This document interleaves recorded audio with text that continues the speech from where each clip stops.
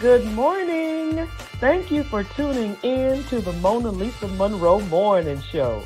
Grab your coffee or your tea, hunty, because we have a lot to talk about. But before we get started on those red hot topics, please go to my website, www.monalisamonroe.com. We've got t-shirts, we've got mugs, we've got toast. Believe me, we've got you covered. And also, you could purchase my book, Life After the Diagnosis. If you know a survivor or you are a survivor, this is the book that you need. Well, let's go ahead and get this party started right, shall we?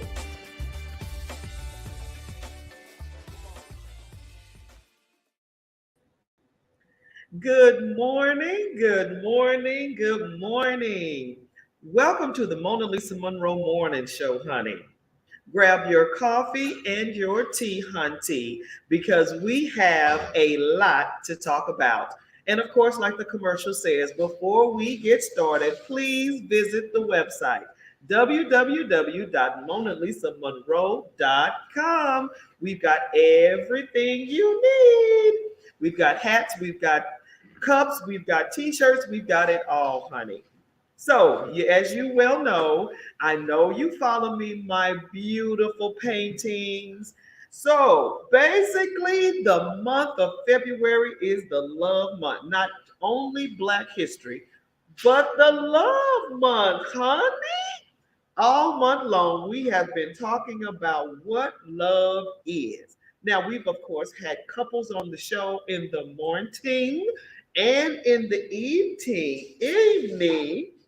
So we want you to always tune in the morning, Central, 9 o'clock, Eastern, 10 o'clock. In the evenings, 7 o'clock Central, 8 o'clock Eastern, honey, because these couples have been phenomenal.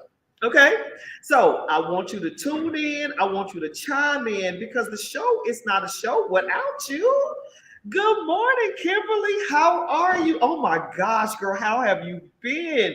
It has been a minute. Oh, thank you so much. Thank you for tuning in. So, we're going to get started. And of course, like I said, couples. And this morning, we have my number one, my baby boo, my king of all kings. Well, the Lord is king of all kings, but y'all know what I'm talking about, the king of my house, Gary Monroe. Hey, honey. What's that? I got my workout gear on because I'm going to do a little running. Yeah, a little exercising afterwards. Okay, no problem, no problem. So we got a good show for you guys. So we want you to chime in, tune in, ask questions, all that good stuff. Now, of course, we had a few questions from the audience, and we got more. Yes, we got some different questions from the audience that wanted to know what love is. And just, What is it? What? How do you spell relief? How do you spell relief? Yeah. How do you spell love? How do you spell love? Yes. Love. No, ask me how you spell love. Oh, okay. How do you spell love? Monalisa.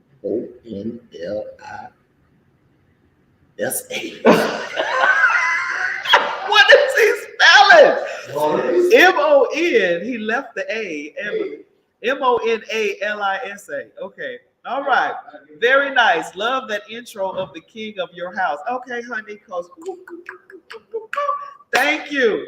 Okay, so we're going to get started with some questions from the audience. Keep them coming, honey, because we love communication, conversation. You know what I'm saying. Conversing with one another. So here we go. First question on the floor is what percentage would you say love has in a marriage? Ooh, that's really, really good. Okay, so I think love has, I would say, okay, let me be real. I would say love has 70% in a marriage. 70. What would you say? 33 and a third. 33 and a third. Yes, Okay. that's what I would say. All right. And we're going to elaborate. Yes, Of course. So I said 70 because love covers a multitude of sin. So I don't know. love, Wait a minute. Love covers love a covers. multitude of sins. That is correct. I will not So, take that. okay, I'm going to elaborate. Trust Please me. do. Okay. So love is forgiving. Right, Kimberly. So love is forgiving. You gotta get me in the camera. Mona Lisa. I know this is a Lo- show. I need some So- shine too. Okay, you gonna glow, baby. All right. So love, like I was saying, love covers. Okay. So love covers arguments. Love covers mistakes. Love covers confusion. I think love is 70% of a marriage. Now, the other three, I think finances are 10. I think communication is 10. And then that last 10 is laughter. So there we go. 70 love, 10 finances, 10 communication, and 10 laughter. There's my explanation of my 70. Go ahead, honey. You said 33 And a third. and a third. So since you said something, I would say a fourth. Because you included a fourth here. And as I alluded to previously in the show, Uh-huh. marriage is, for me, Uh-huh. like lust, laughter, Okay. and love. Like, love, laughter, And lust. and lust. Like, love, laughter, and lust. And lust comes under the category of desiring your spouse. Okay, because you know lust. No, you got to put things in context. You desire your wife and you desire your Mhm. husband. You lust them. You have a lustful desire for them. You know, a craving for them. A craving. Yeah, you have an appetite for them. You're thirsty for them. You have a thirst. You have a thirsty. I would say 100%. It has to be 100 to consistently deal with another's what is it? Ideology is Ideologies. idiosyncrasies. Idiosyncrasy. Okay, can relax. Mhm. And for this morning, when you wake up and look over on the other side of the bed, like, oh, hi, I would have to love you all the way. The good times are easy, but them other days, woo, child. Ooh, you know it's true, girl. You know it's true. 100% love, though. Would you say? I mean, a full 100%. Well, 100% for her. But yeah, you know, hey, everybody's got their 100%, yeah. I agree. Absolutely. I agree. You know, and you're not the only one, Kimberly. It's a lot of people out there that it's like, now, Love conquers all. love conquers all type of mentality. Now, on the flip side of that, it's some folks that do not consider love being a factor in marriage at all. It's a business Right. partnership. It's a partnership. Yeah, what do you say about that? I mean, I know people like that. Wow. That love is, look at my 4 L's, Mhm. you know. Because you stated it's a partnership, it's a business, Mhm. it's the benefits of approaching and engaging life Mhm. with a financial partner. Right. Right. So in some instances, laughter is of no concern. Like is of no concern. Everything. Lust is of no concern. Mm. Love is of no concern. Yikes. It's all about just Business. life. Ooh. I guess that would be the other L. Ooh. It's just about life and the quality of life that marriage per se provides the two, or at least one of them. You know. Wow. So yeah, a lot of people are unfortunate. Well, Well, hey, you know, man. which hey, that's the last thing we want to do. I can't tell Is unfortunately. judge anybody's marriage. It's just that we're talking because you know you mentioned something the other week as far as the divorce rate in church, 60%. right? So, but you have people that, and just putting it in this context, I'm not calling anyone an atheist or ungodly or something like that, but God is not a priority, say per se in your marriage. You know, well, let's just deal with the L's. Like, love, lust, and laughter is irrelevant in their marriage, and they'll be married for 50 years to death do them part. Because what that marriage, the quality of life and the security and stability of life is their number one. That's their number one. That's their number one. And so they'll be married forever. Wow. Without like, without love, without lust, without laughter. That's straight partnership. It's about life. And you know, some people are calling marriage a partnership. You know, that's my partner instead of that's my husband or that's my wife. I mean, there's new terminology now dealing with marriage. I mean, marriage is just not the same. You know, a lot of people feel like open marriage is the way to go now, or like partnership versus husband and wife. And then some don't even get married. It's like this common law situation where you're together. In Texas, if you're together more than 10 years, you're common law married. Right. I don't know if it's like that in Georgia. I don't know what the law is. Shoot, Texas. I know there's a common law law. Mm-hmm. I believe it is, but I don't know what's the how many years. I think I did the business thing before. Wow, Kimberly, where it just made logical sense. For real? And the result was not good. Oh, yeah. As you stated, love covers all. That includes laughter, lust, good times, and bad. And those days when you want to kiss, and those days when you want to punch. Right? I mean, because that's real talk. You know, everybody, it's not roses, it's not strawberries, it's not whipped cream and all that every day, because you got two different people coming together. That was Kimberly. Yeah. Yes, Kimberly. So if you don't mind, Kim, elaborate. And you're not able to get them here and express verbally.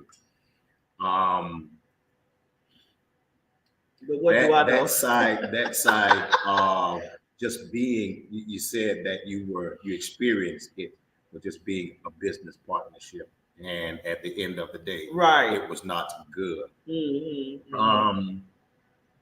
What advice or what observations or insight can you give to perhaps someone who's in that type of relationship? Whether they are legally married or just living together.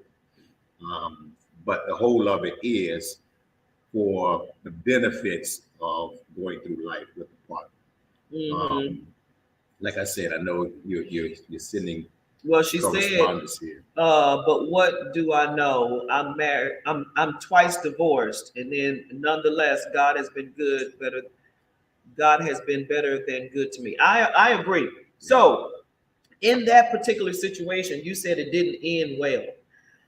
So what did you learn, or what did you, I guess, learn, right? After the divorce, what would you sit back and tell someone who is going down that path and saying, this is what we want to do. This is the way we want to do it. What would you say to them? And you know, I've been divorced before, and so have my husband. So we've learned, yeah, you know what I'm saying? We've learned some things, you know, and I would suggest a whole bunch to people who want to get married young, because I got married at 23. How old were you?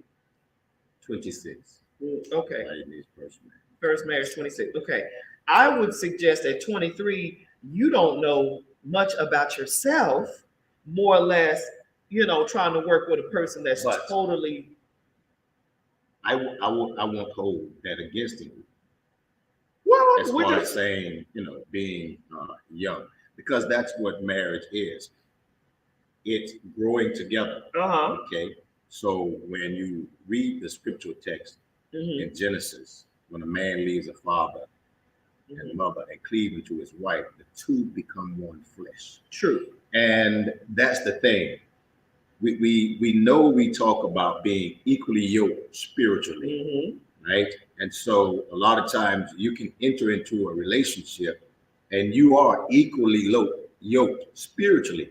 Uh-huh. But where the conflict comes in, and where a lot of Christians, Yeah. this is why we have divorces in a lot of Christians, because we don't understand the flesh becoming one. Because we are so concentrated on the spiritual aspect, but you're talking about two flesh becoming one, Uh-huh. and that's a process that it begins and never ends. You're consistently becoming one flesh, and so you're growing. So it's a beautiful thing. The compatibility of it all. A couple that marry young. In fact, the word of God says, "Bear your burdens while you're young." Bear your burdens. Bear your burdens while you're young. So you go through those things, and if you're able to endure those things as a young couple, I don't care if you're married at 18, right out of high school, and you two know that. Bringing it back to your series, love. You love one another. You like one another. You have laughter with one another, and you lust one another. And you're young, and you just build on it and grow with it. I see your point. But the reason why I say it is because when you're young, you're still trying to figure out who you are, what your likes are, what your dislikes are. And if you marry someone as a woman, you then have to cater or basically take care of your mate and your children, if you have any. So at that point, it's a lot. It's a lot of dynamics for a woman. I can only speak for a woman. At that point, at 23, I'm learning, what do I want to do? What do I want to look like? What's going to be my footprint on the earth? You're just trying to get yourself together. And being married, you now have to turn into a wife. Okay, I can't be a wife if I don't even know who I am yet. So that's my suggestion, because I was growing into who I was in my 20s, and then I started to look different. I started to look different to my husband at the time. And then it's like, who are you? You changed. I don't know. No, I'm just growing into who I am. Now, if you marry early to a person who's willing to stretch and grow with you, and that's good. Right. That's what I want to say. I mean, that's been some that perhaps that was your experience. Right. But that's the beauty of it. That you say that a person doesn't know themselves yet, and they're growing into who they are. On a positive side, taking the positive, that is the beauty of marriage. I don't care if you marry at 50. You still got to grow. You too still have to grow into knowing one another. That's true. So that's the beauty of, someone marrying young, and the two are growing and experiencing life together. Yeah. And so you think of at that juncture position, think of the end of that journey. They married young. They grew and experienced and learned life together. Here they are, 50 years later, 60 years later. Yeah. Just imagine the story that they had. Yeah. You see what I mean? True. That they grew through life together. Right. In thinking of the positive, you see. In short, I've learned that both people need to equally value each other. Amen. And love has to be at the core as well. In my situation, he didn't find me valuable, and anything you didn't value, you eventually throw away. Girl, you better preach today. And you don't value, you throw away. Yeah. And then my first marriage, I was 18. Y'all know I didn't have a clue what I was doing and had no business getting married. He was 19, by the way. See, that's It, to but me. again, I agree with you, Kimberly. It's like it's early in the game, and how does he know to value you? Okay, 19. How does he know to value you as a wife at 19? At 19, he's just getting out of high school. He's just trying to do what he needs to do. It's no. Now, back in the day, like my grandmother, they got married at 16, 17, 18, but that was a life decision because of the situation, because of the circumstances, because you had to take care of the farm, you got to pick cotton, you had to do that early to get a family in order to survive. So it was totally different. They had children to help in the field.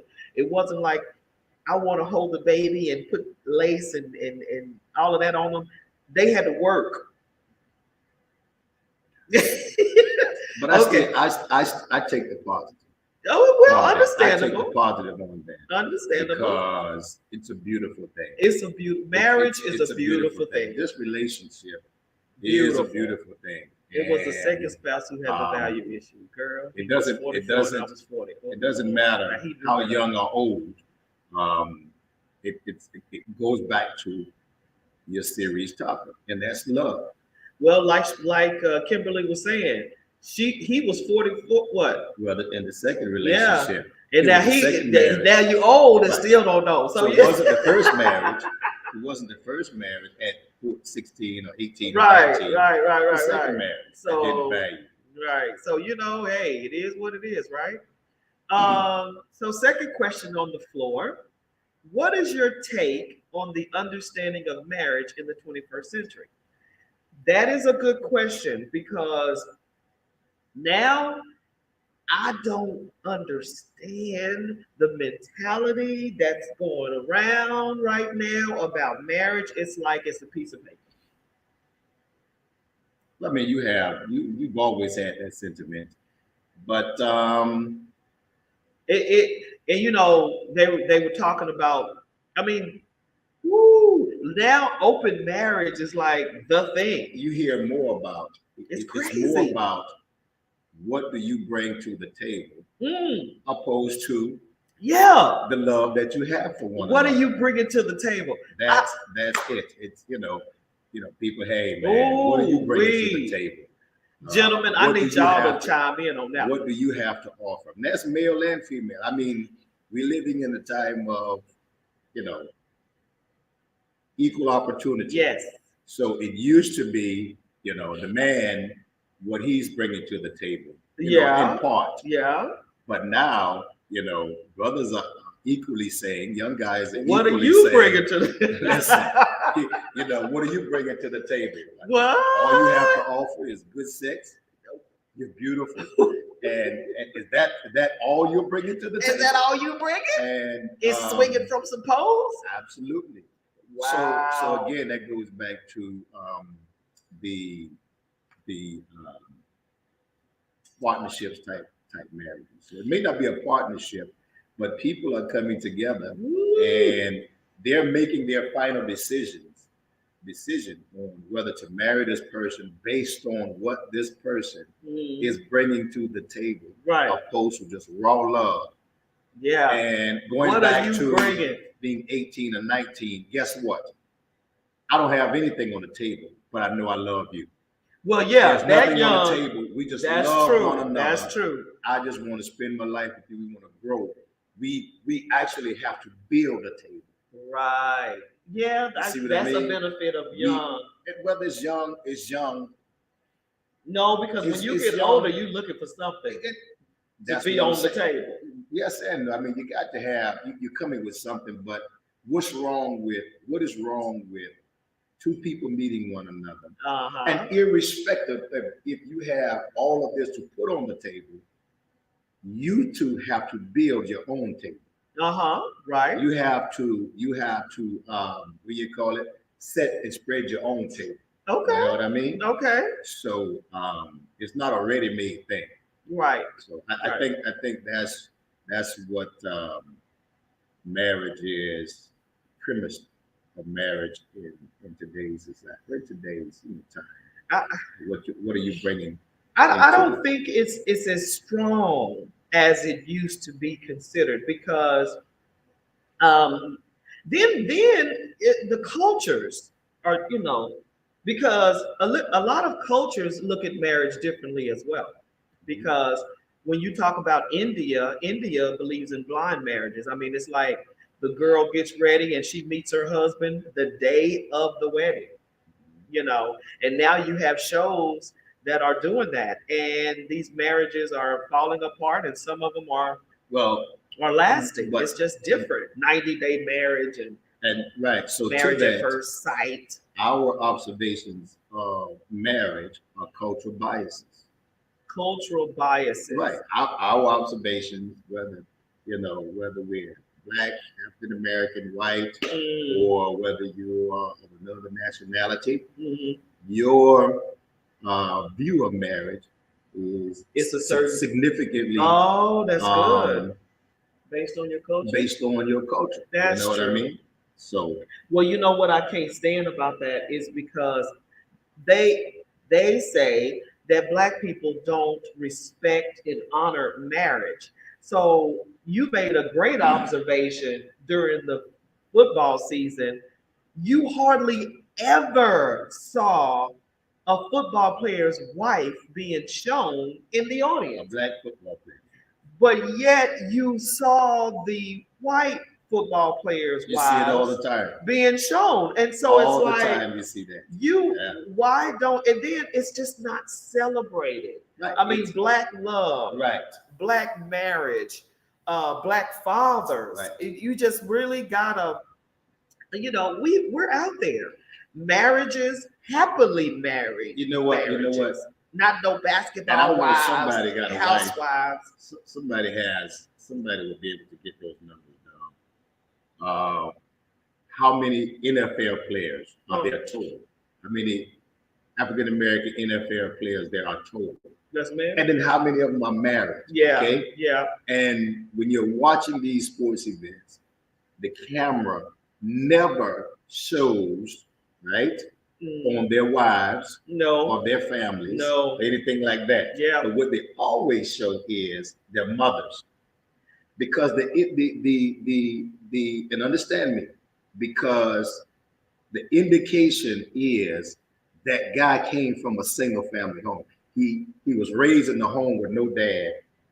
So usually you just see when they show Well, I mean, a guy's family, they just show his mother, and that's not the majority of the guys. well, I mean, the numbers don't lie. It is, the numbers don't lie.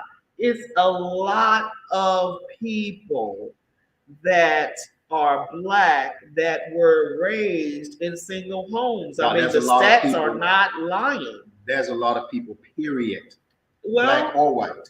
It's just more so highlighted in the black community Yeah. in that sense. yeah. So that's the only observation that I'm making is when you're talking about display Mhm. of, as you alluded to, black love. Well, we got some comments on Facebook. I want to acknowledge everybody. Good morning. Good morning. Good morning, Good cuz. morning. Hey, cuz, what's up? Love the topic of discussion. I believe love is the umbrella for trust, honesty, loyalty, and respect. And if not, 100 from both participants will not work. If you have 100 or less, it won't work. Jenny, good morning, Jenny. We tell our kids marriage is serious. Do not play house. Do not live with or move in before marriage. They ask, how will you know how the person is before marriage? Our answer, you learn as you grow. And that is so true, Jenny. And Jenny is Hispanic. So, like we were saying, it's different cultures that say different things to their children about marriage. And I was raised by a single parent. And marriage, she was married for about 10 years. And, a broken home made me want a home. And so it's just different dynamics that cause different thoughts or processes about marriage. So let's go to the the third question now. Would you have waited now that you know about marriage? Would you have waited? Yes, I would have waited. Like I said, I've been divorced. So I would say I would have waited until I was late in life, maybe 30s, when I already, you know, found out what I wanted to do, found out who I was, and started, the ambition trail. And I would have waited. And so this would have been my first marriage. But it's all good, life tells the tale. But yeah, I would have waited. What about you? No. Okay. And I say no because that's what I wanted to do.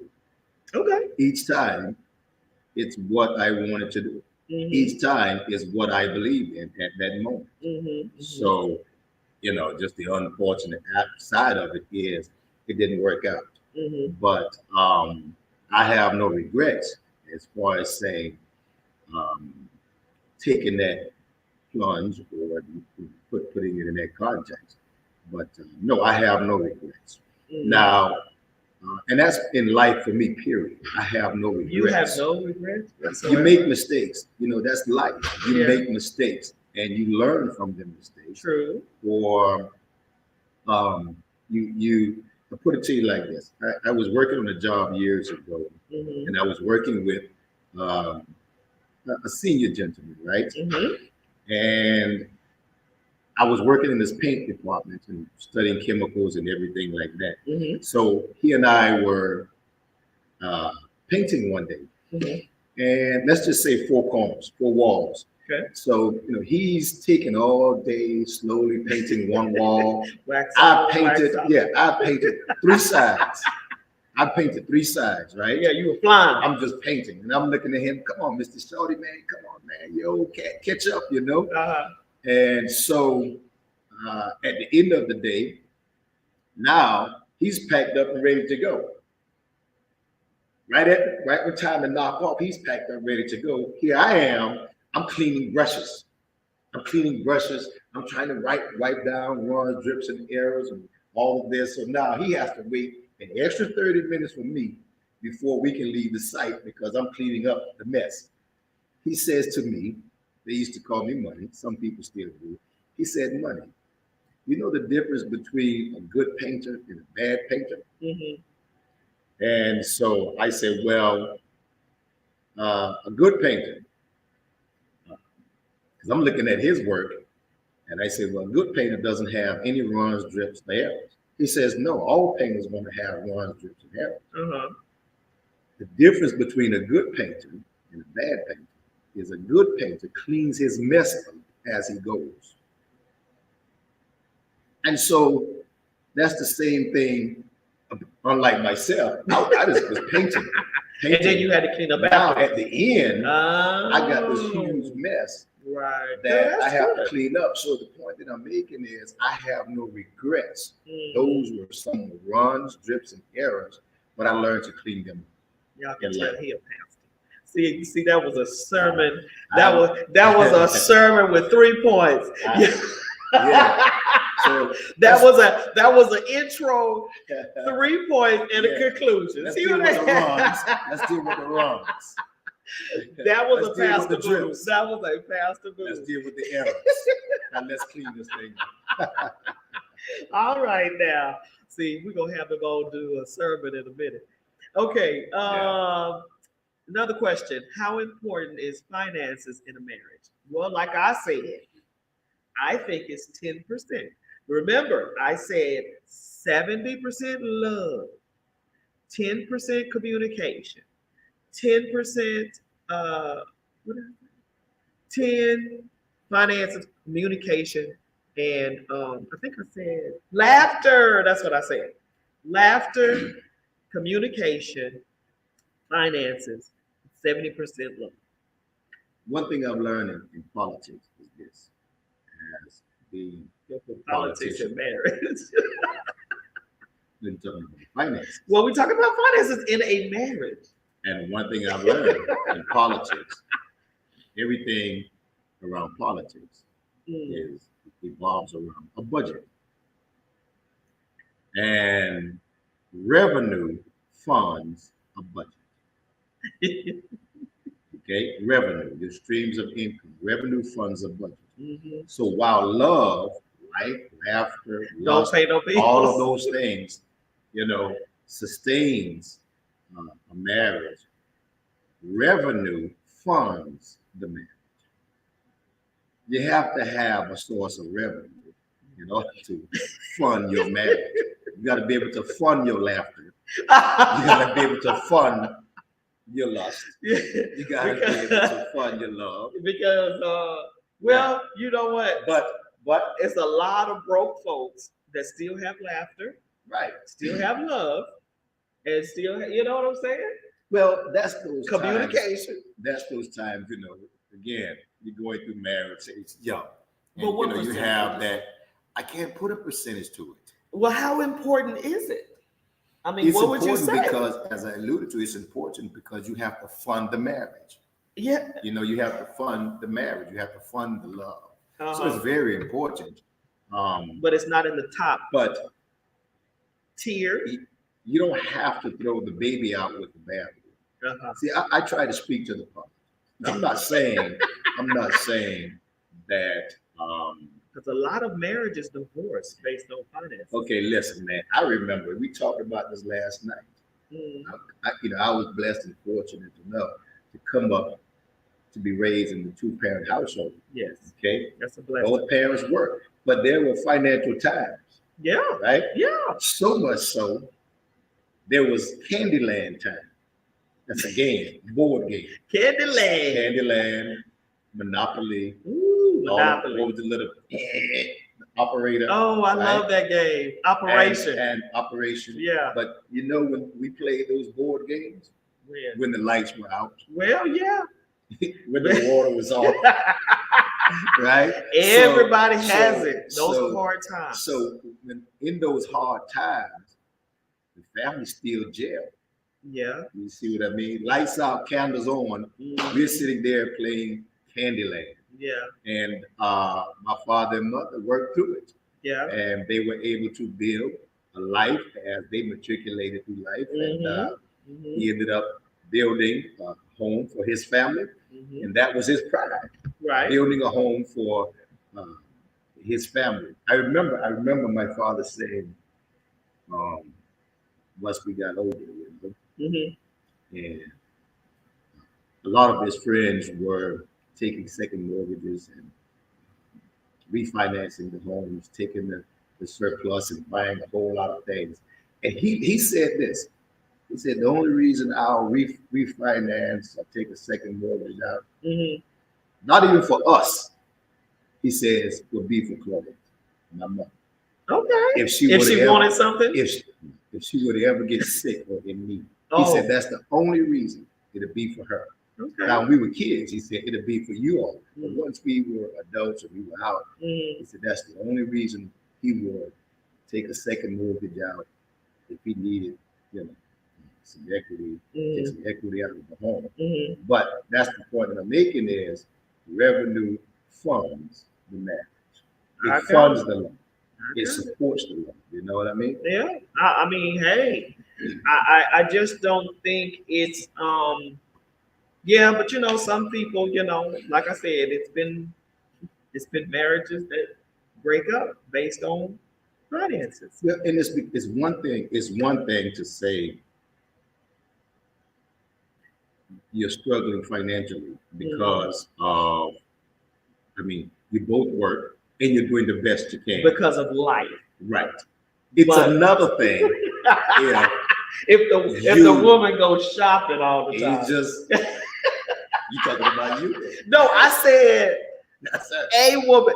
Oh, whatever. So this woman. No. You have a lot of men that are losing it to going to get TV, I am losing it. TVs. I am losing it. Okay, boy. That's not true. I am a stickler when it comes to certain things. That's stickler. All it is. Listen. I'm a stickler when it comes to certain things. It's just certain things that I have to have as Mona Lisa, as who I am to keep Mona Lisa. can stretch a nickel, Yes. right? See? Amen. Boy, she could spin a dime. God, mighty goodness, man. What? I can stretch a nickel, But she can spin a but dime. spin a dime. What does that mean? Look here. You put $1,000 in that pocket today. It's That ain't true. It's 10:42. That ain't true. 11 o'clock. No, I'm see. gonna say this in Maigichi. 11 o'clock, that $1,000 is gone. No, it's like this. But if I give her a nickel, shit, man, she It's like that nickel, come back home with 20 bags of groceries. Well, see, that's the thing. But if I give her $1,000, she's gonna come back home with 1,000 bags of ladies. Okay, so let me just talk to the ladies right now. Okay, so what I do is I say, okay, give me a budget. When you give me when you give me a budget, that's a dangerous thing. When you give me a budget, That's I'll operate in the budget. Now, if you give me money, then that's my money to spend whatever I want to spend on it. So going back to politics, all right? What is first rule of thumb when it comes to a budget in politics? A budget in politics. You go when you earmark resources to a particular capital investment in politics. You earmark $100,000 or $1 million to a project, right? That's in the budget. If you don't spend that $1 million, right? If you don't spend that $1 million, it will be spent, right? If you don't spend it, the next year, right, you don't get it. So Mona Lisa has that approach. Well, you budgeted me $2,000, so guess what? I'm spending all of it. Well, it's just like sick leave at work. Yeah. It's just like sick leave at work. That's her approach. Are you going to leave days on the table at the end of the year? You don't leave. You're going to spend your sick days. Anyway, last question on the floor is, what do you think the key to marriage is? Now, we love this question for the month of February because a lot of people out there may not be coupled up or may be coupled up, and these marriages are different. Mm-hmm. You know, everyone's marriage is different. And so we wanted to make this personal to say, what is the key to our marriage? You know, so of course, we got, two different folks in front of you right now, and we might just think the key is the same, or maybe we think it's different. I think the key is the ability to unlock her door. Unlock my door. Yeah, with that key. Like I said to you, is yes. Love the woman, lust the woman, but there's nothing greater than making the little girl in her laugh. Yeah, I remember you said that. That was sweet. Is making the little girl in her laugh. Like we did last night. Oh my God. Yeah, I probably burned about 1,500 calories. We had such a good time last night. So, and I'm gonna tell you, Dana, Kenneth, Lamar, if y'all out there, we were laughing about Pee Wee. Y'all know my So anyway, the key. And we sent some love out to Dana. Dana. Hopefully you get better soon, my love. I gotta give you a call. I'll give you a Yes, definitely. So the last few minutes of the show, we want to, of course, like we said, give shout out to Dana. Get well, girl, get well. And I wanted to personally thank the folks that's been on the show so far. We have absolutely adored you. And the internet was on fire. I mean, you guys really helped some folks. And some people were chiming in saying how grateful You guys were. We got some comments. Hold on. Look what We got comments. Jenny, look what she says. have a good day. I'm heading out to spend my budget. You better go, girl. See, that wasn't the message. That wasn't the You message. better go, girl. Is she married? Is she married? Jenny, are you married? Because I'm I gonna think Jenny talk to is. you. You know, I'm gonna let your husband know if you're married, you're dating. Jenny. I didn't tell her to spend the budget now. Jenny, go spend your budget, girl. So So yeah, we wanted to thank all the couples. that's a good thing. That's. Go spend We your had budget. so much fun. That's gonna be the new catchphrase. Spend your budget. Spend your But you know the thing to that is your budget. spend your budget. So brothers, give them a budget. Give me a budget, and I'll give them spend a blank it. check. No, who would you give a blank check to? I mean, come on. Not you. Well, hey. Shoot. The month of February is our love month, and once again, we'll have some couples on in the morning and at night. Awesome, awesome sauce, and hopefully we'll have Gary back tonight for the couple conversation. If not, I have to go to work. I will. I gotta go get this budget. I will hold it down. No problem. I gotta go get this budget. But we want to thank everybody for tuning in today. And once again, please go to the website www.monalisamonroe.com. And of course, we always give, because this is a pastor and I'm a minister, we always give the conclusion to the sermon. Which is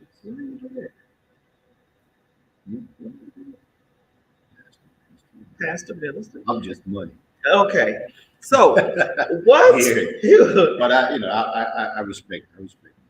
Okay. Well, amen. So what would you give to couples or singles?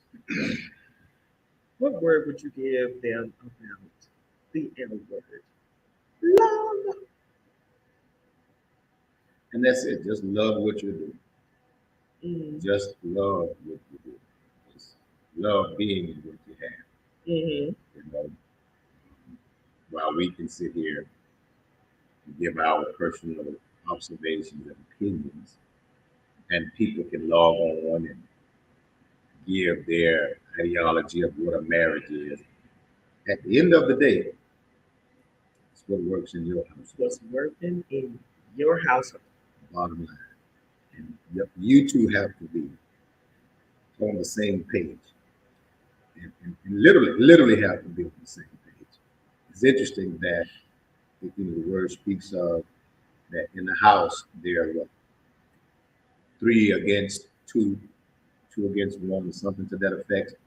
And in that dynamic, it's mother-in-law against daughter, and daughter-in-law against mother-in-law in that respect, and then father against son. It's interesting. It didn't say husband against wife or wife against husband. That's not the problem. It's all of the dynamics outside of you two that challenges the relationship. So you two have to be on the same page in confronting life, and approaching life, and going through life. It's interesting also when you look at the creation of man as described and defined in the Bible, and then you look at the fall of man. We know that God approached the 3 beings at that time. He approached Adam, he approached Eve, and he approached Satan. And his approach gives observation to Adam, where art thou? He asked Adam a question. And Adam was out of presence of God. And he said, well, because of that woman that you gave me. So God goes to Eve, and he asked Eve, what is this thou hast done? He asked her a question. Now, a question implies that you are answerable to me.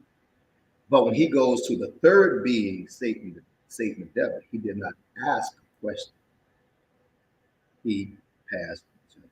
He said, because of you, this has happened. Mhm. And husbands and wives have to realize in times of distress, you have to stop and take a look back and see, where is the devil in the room? Because it is because of him that you two are in this conflict. Oh, You wow. always have to be cognizant of where he is in the room. Okay? So when you're having conversations, disagreements in particular, or just making decisions, when you two get to a place where there's an impasse, or you get to a place where there's a conflict, and you two are coming at one another, be careful. Be careful and be mindful of where he is in the room, because he simply said, because of you, this has happened. And you can have husband and wife going at one another, and he's sitting on the sideline like this, and the two of you are oblivious Of what? of him just sitting there saying, Wow. okay, yeah, I've set the stage, y'all go. Right. Okay? That's good. So just be mindful of that. Of who's in the room. Yeah. You know what? That's a sermon too. All right, Pastor. Be mindful of who's in the room. I love that. Love. Of not just who, like you don't know, of where he is in the room. Yeah, Or where if he is where he in the is room. in the room. Right. Yeah, I love that. I love that. So I would just say, to couples or singles, love is something that, to me, and this is of course our opinions, is definitely an action word. It's not something that you feel because your feelings are so fickle. You can be up one moment and down the next. So love is not like that. Love is totally action. So love is sacrifice. Love is consideration. Love is intention. So love is something that you do, not something that you feel. Okay. So with couples, love is showing your mate, your partner, different aspects of you, and also at the same time enjoying the differences of them. So loving your spouse is showing how much you love them and doing something for them that they might like or love. So I just think love is always moving. It's always doing. So as a couple, do for one another. That's love. And as a single person, love yourself. Doing what? Doing whatever you want that makes you happy, right? And so when that self-care, if you pour that self-care into you, when that person comes along, you'll be able to give that to them. And, Right, you said right. something. How do you say this now? You're showing yourself to this person, Mm-hmm. alluding to that fact, Mm-hmm. and that can be a benchmark of how do I know this person is the one. And I'm as a pastor, woman of God, but I've always said, it's not the anointing Mm-hmm. that you have to protect Mm-hmm. as a minister, just as anyone, as a politician. It's your commonality. Everyone cannot handle your commonality. Mm-hmm. Okay, when you're in your common space, how you talk in your common space. You have somewhat of refined Gary Monroe conversing now, right? But in my common space, you get all of that Geechee coming in, right? But don't make my subjects and verbs agree. I don't care about making my subjects and verbs agree. Okay, in my common space, right? So, but